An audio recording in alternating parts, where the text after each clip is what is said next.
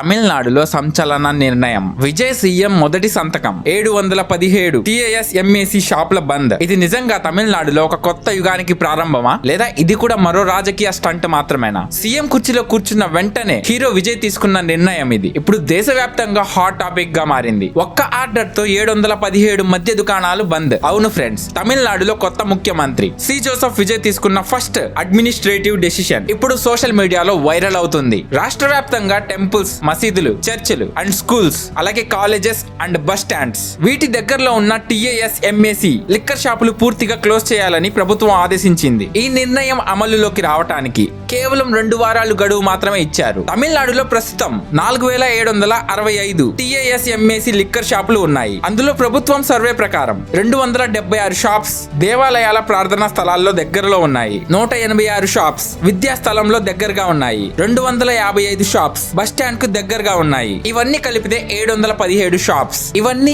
500 మీటర్ల పరిధిలో ఉన్నాయని గవర్నమెంట్ గ్రహించింది. అందుకే వెంటనే మూసేయాలని ఆదేశాలు వచ్చాయి. చాలా సంవత్సరాలుగా మహిళలు, పేరెంట్స్, సోషల్ యాక్టివిస్టులు ఒకే డిమాండ్ చేస్తున్నారు. స్కూల్ పక్కన మద్యం దుకాణం ఎందుకు? టెంపుల్స్ దగ్గర మద్యం షాపులు ఎలా అనుమతించారు? బస్ స్టాండ్ దగ్గర మద్యం తాగిన వాళ్లతో మహిళలు ఎలా సేఫ్ గా ప్రయాణిస్తారు? ఇలాంటి ప్రశ్నలు తమిళనాడులో చాలా కాలంగా వినిపిస్తూనే ఉన్నాయి. ప్రత్యేకంగా ట్రిచి, మదురై వంటి ప్రాంతాల ప్రజలు ఈ నిర్ణయాన్ని స్వాగతించారు. కొంతమంది మహిళలైతే ఇది ఆలస్యమైనా సరే మంచి నిర్ణయం అని చెప్తున్నారు. కానీ మరోవైపు రాజకీయ చర్చ కూడా భారీగా మొదలైంది. ఎందుకంటే TASMAC తమిళనాడు ప్రభుత్వానికి భారీగా రెవెన్యూ తెచ్చే వ్యవస్థ. ప్రతి సంవత్సరం వేల కోట్ల ఆదాయాన్ని వచ్చే ఈ వ్యవస్థలో అంత పెద్ద మార్పు అంటే అంత చిన్న విషయం కాదు. కొంతమంది రాజకీయ విశ్లేషకులు ఏమంటున్నారంటే విజయ్ తన ప్రభుత్వాన్ని anti corruption, public welfare, drug free Tamil Nadu అనే తీసుకెళ్లాలని చూస్తున్నారు. ఎలక్షన్ క్యాంపెయిన్ లో కూడా TVK party drug free Tamil Nadu గురించి బలంగా మాట్లాడింది. అయితే సోషల్ మీడియాలో అందరూ ప్రశంసించలేదు. కొంతమంది ఇలా అంటున్నారు, షాప్స్ క్లోజ్ చేస్తే మందు తాగే వాళ్ళు ఆగిపోతారా? ఇది కేవలం ఫియర్ స్టంట్ మాత్రమే. ఇంతకు ముందు ప్రభుత్వాలు కూడా ఇలాగే చెప్పాయి. రెడిట్ మరియు ఇతర సోషల్ మీడియా ప్లాట్ఫామ్ లో